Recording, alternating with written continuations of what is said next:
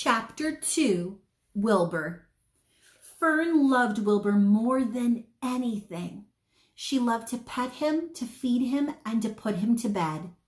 Every morning, as soon as she got up, she warmed his milk, tied his bib on, and held the bottle for him.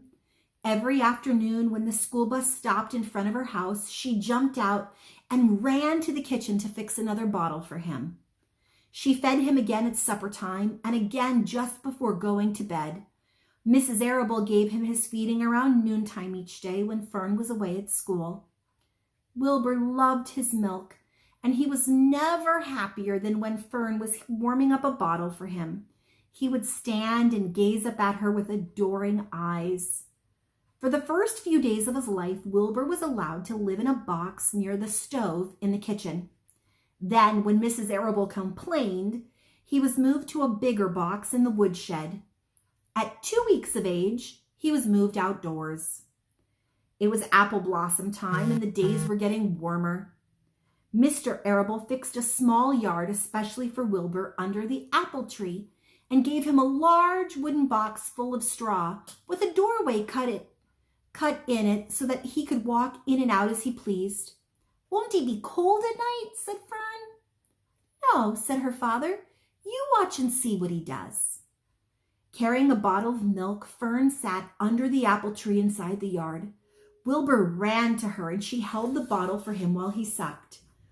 When he had finished the last drop, he grunted and walked sleepily into the box. Fern peered through the door. Wilbur was poking the straw with his snout.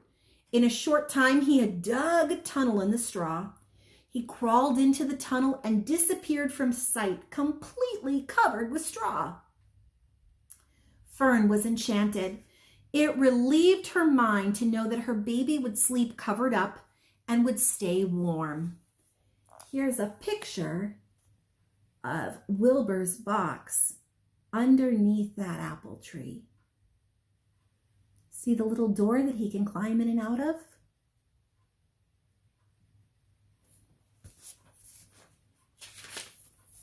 Every morning after breakfast, Wilbur walked out to the road with Fern and waited with her until the bus came.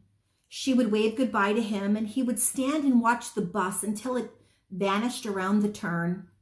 While Fern was in school, Wilbur was shut up inside his yard. But as soon as she got home, in the afternoon, she would take him out and he would follow her around the place. If she went into the house, Wilbur went too. If she went upstairs, Wilbur would wait at the bottom step until she came down again. If she took her doll for a walk in the doll carriage, Wilbur would follow along. Sometimes on those journeys, Wilbur would get tired and Fern would pick him up and put him in the carriage alongside the doll. He liked this. And if he was very tired, he would close his eyes and go to sleep under the doll's blanket. He looked cute when his eyes were closed because his eyelashes were so long. The doll would close her eyes too, and Fern would wheel the carriage very slowly and smoothly so as not to wake up her infants. Here's a picture of Wilbur and the doll in the doll carriage with Fern. Do you see the blanket? He's kind of tucked under the blanket. One warm afternoon, Fern and Avery put on bathing suits and went down to the brook for a swim. Wilbur tagged along at Fern's heels. When she waded into the brook, Wilbur waded in with her. He found the water quite cold, too cold for his liking. So while the children swam and played and splashed water, Wilbur amused himself in the mud along the edge of the brook, where it was warm and moist and oozy and sticky. Every day was a happy day and every night was peaceful. Wilbur was what farmers call a spring pig, which simply means that he was born in the springtime. When he was 5 weeks old, Mr. Arable said that he was now big enough to sell and that he would have to be sold. Fern broke down and wept. But her father was firm about it. Wilbur's appetite had increased and he was beginning to eat scraps of food in addition to milk. Mr. Arable was not willing to provide for him any longer. He had already sold Wilbur's 10 brothers and sisters. He's got to go, Fern, said Mr. Arable. You have had fun raising a baby pig, but Wilbur is not a baby anymore, and he has got to be sold. Call up the Zuckermans, suggested Mrs. Arable to Fern.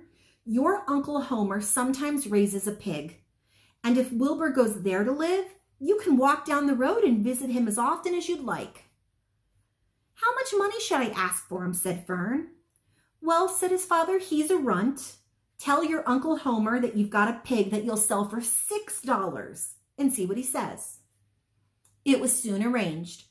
Fern phoned and got her Aunt Edith, and her Aunt Edith hollered for Uncle Homer, and Uncle Homer came in from the barn to talk to Fern on the phone.